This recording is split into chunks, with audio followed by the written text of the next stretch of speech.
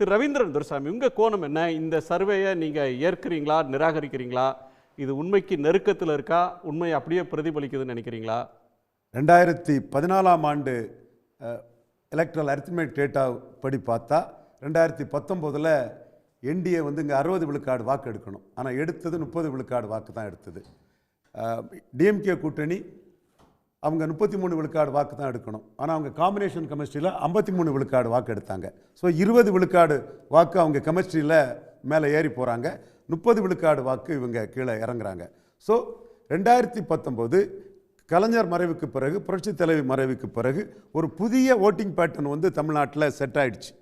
அந்த ஓட்டிங் பேட்டர்னோட தொடர்ச்சியாக தான் இதை நான் பார்க்குறேன். அதை ரெண்டு பெரிய கட்சிகளுக்கு இடையில், திமுக அணி அதிமுக அணிக்கு இடையில். இதில் 2019க்கு பிறகு 21லையும் இவங்க 45 விழுக்காடுக்கு மேலே 42 விழுக்காடு எடுத்தாங்க. இவங்க 40 விழுக்காடு வரை வந்தாங்க.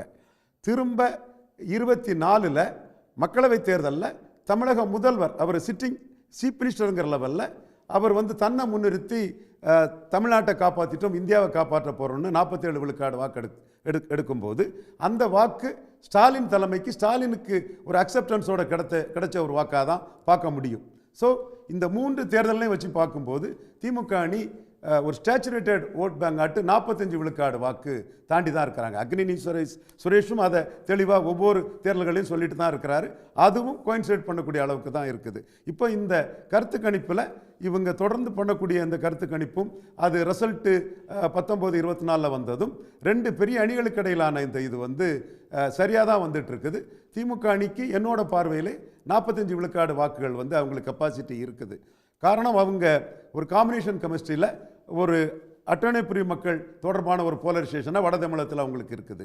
காங்கிரஸ் தொடர்பாட்டு திமுக காங்கிரஸில் கிறிஸ்தவ முஸ்லீம் போலரைசேஷன் இருக்குது.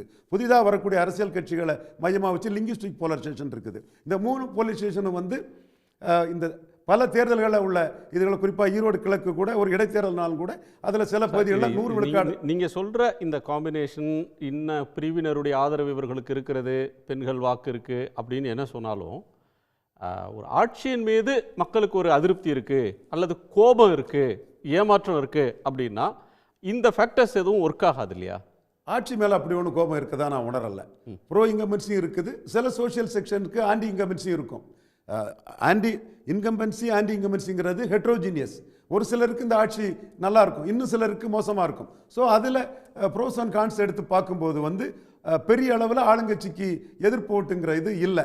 பாசிட்டிவாட்டே நிறைய பாலின அடிப்படையிலனாலும் சரி, சோஷியல் செக்ஷனாலும் சரி, பாசிட்டிவாட்டும் நிறைய இது இருக்குது. ஒரு சில அதிருப்திகள் இருந்தாலும் கூட அது கோபம்ங்கிற அளவுக்கு நெகட்டிவாட்டு இது இல்லை. குறிப்பாக சொல்லப்போனால் லீடர்ஷிப் இமேஜில் நீங்கள் பார்த்தீங்கன்னா திராவிட முன்னேற்ற கழக தலைவர் கலைஞர் கருணாநிதிக்கு இருந்த நெகட்டிவ் ஓட்ஸு முக ஸ்டாலினுக்கு இல்லை. அதனால தான் அவர் இந்த 3 எலெக்ஷன்லையும் அவர் தலைமைக்கு வந்து ஒரு 45 விழுக்காடு வாக்கை தாண்டி ஒரு வெற்றியை கொடுக்க முடியுது. என்னோட பார்வையில் நான் கணிக்கிறது, பல பேட்டிகளில் ஒரு ஸ்டாலின் வர்சஸ் அதர்ஸ் தமிழ்நாடு பொலிட்டிக்ஸுங்கிற ஒரு லெவல்லையும் ஒரு இன்டாக்டாக ஒரு கூட்டணியை வச்சுக்கிட்டு, ஒரு காம்பினேஷன் கெமிஸ்ட்ரியில் உள்ள ஒரு கூட்டணியை வச்சுக்கிட்டு 45 விழுக்காடு வாக்குக்கு மேலே 57-62 காமராஜ் ஒரு கட்சியை பிடிச்சிருந்த உயரத்திலையும் ஸ்டாலின் இருக்கிறாருங்கிறதா என்னோட கருத்தா. காம்பினேஷன் கெமிஸ்ட்ரின்றது வந்து ஒரு பொருந்தா கூட்டணி கிடையாது. எல்லாரும் ஓரளவுக்கு ஒத்த சிந்தனை கொண்டவர்கள் ஒரு பொதுவான செயல் திட்டத்தின் அடிப்படையில் இணையறாங்க. இன்னொன்று, அந்த இணைந்த பிறகான கெமிஸ்ட்ரின்றது மக்கள் அந்த கூட்டணியை ஏற்றுக்கொள்ளக்கூடிய தன்மை இருக்குது அப்படின்ற பார்வையிலிருந்து நீங்கள் சொல்கிறீங்கன்னு நான் புரிகிறேன். கண்டிப்பாக காம்பினேஷன் கெமிஸ்ட்ரி 20 விழுக்காடு ஜம்பானாங்க. 45 விழுக்காடு 3 எலெக்ஷனில் அவங்க தாண்டும் போது அவங்களோட ஸ்டேச்சுரேட்டட் ஓட்டுங்கிறது 45. இதுதான் நான் சொல்கிறேன். அந்த திமுக அணியில் யாருக்கு என்ன ஸ்ட்ரென்த்துங்கிறது வந்து தெரியாது. ஒரு ஒன்றிணைஞ்சு அவங்க வெற்றி பெறாங்க. ஸோ அவங்களோட இண்டிவிஜுவல் ஸ்ட்ரென்த் அவங்க தனிச்சு நிற்கும் போது வந்து லோவாக இருக்கலாம். பட் எல்லாரும் சேரும் போது அது ஒரு காம்பினேஷன் கெமிஸ்ட்ரி. கேட்டலிஸ்ட் போல்ஸாக பலரும் ஒர்க் பண்ணி 20 சில கூட்டணி வந்து 2 சேர்ந்தா 4ன்றது 5-6 மாறும். சில கூட்டணி வந்து 3 சேர்ந்தா அது 6 இல்லாம அது குறைவாகவும் வரும். அது வந்து இப்போ உள்ள என்டிஏ கூட்டணிக்கு வந்திருக்குது. என்னன்னா, என்டிஏ கூட்டணி 23 விழுக்காடு அதிமுக தேமுதிக எடுத்தாங்க. இந்த கருத்து கணிப்பில் தேமுதிகவும் அதிமுக வச்சு தான் எடுத்திருக்காங்க.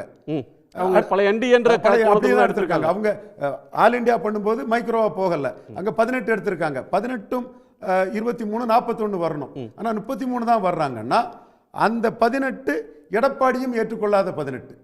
அது ஒரு தனித்தன்மை வாய்ந்த ஒரு ஸோ அண்ணாமலை தலைமையில் தமிழ்நாட்டில் பிஜேபி அமைத்த கூட்டணி அவங்க வாங்கின ஓட்டுன்றது ஆன்டி காங்கிரஸ் ஆன்டி டிஎம்கே ஓட்டு மட்டும் இல்லை ஆன்டி ஏடிஎம்கே ஓட்டு இருக்குது. அதனால தான் அண்ணாமலை நீக்கப்பட்டது. அண்ணாமலை ஒரு லீடராக இது பண்ணப்பட்டது. அவர் அந்த ஓட்டை எடுக்கிறதுக்கு எப்படி தினகரனையும் ஓபிஎஸ்ஸையும் ப்ரொஜெக்ட் பண்ணாருங்கிறது இது எல்லாமே சோஷியல் ஃபேக்டர்ஸ் அதில் இருக்குது. அந்த அது மட்டும் இல்லை, எடப்பாடி அந்த 24 ஆண்டு மக்களவைத் தேர்தலில் பாஜகவை பெரிய அளவில் விமர்சித்தாலும் இருக்கலாம்னு கூட பாஜகவும் காங்கிரஸும் நாட்டு தேவையில்லைங்கிற அளவில் அவரும் விமர்சித்தார். பாஜக மைனஸ்ங்கிற கருத்தை சிவி சண்முகம், கேபி முனுசாமி, தென் செங்கோட்டையன் போன்றவங்க சொன்னாங்க. அண்ணாமலை தான் லீடர் ஆகிறதுக்கு மிகப்பெரிய அளவில் எடப்பாடி அடித்து அவர் ஒரு ஹீரோவானு எடுத்த ஓட்டு. ஸோ அந்த 18 விழுக்காடு வாக்கு டிரான்ஸ்பரபிலிட்டிங்கிறது குறைவாக தான் இருக்குது. அதே வேளையில் எடப்பாடி எடுத்த 20 அவர் தலைமைக்கான ஓட்டு, அந்த டிரான்ஸ்பரபிலிட்டி இருக்கும். ஸோ அந்த கெமிஸ்ட்ரி இல்லாத ஒரு தன்மை என்டிஏ அதிமுகவுக்குள்ள இருக்குது. தமிழ்நாட்டில் தொடர்ச்சியாக நரேந்திர மோடி அவர்கள் தலைமையிலான பிஜேபியை தமிழ்நாட்டு மக்கள் அந்த அணியை என்டிஏவை அது என்ன ஃபார்முலா வந்தாலும் நிராகரிச்சுட்டே வர்றாங்க. 2014, 19, 24 இப்போ இந்த தேர்தலையும் இந்த எண்ணிக்கை. அதே போல என்பவர்கள் ஒரு மகிழ்ச்சியான செய்தி, 350க்கு மேல அவர் இந்தியாவில் வருவாருங்கிற செய்தியும் அதுல இருக்குது. அதையும் நாங்கள் மகிழ்ச்சியா பகிர்ந்து கொள்கிறோம். உடனுக்குடன் செய்திகளை தெரிந்து கொள்ள சன் நியூஸ் பெல் ஐகானை கிளிக் பண்ணுங்க.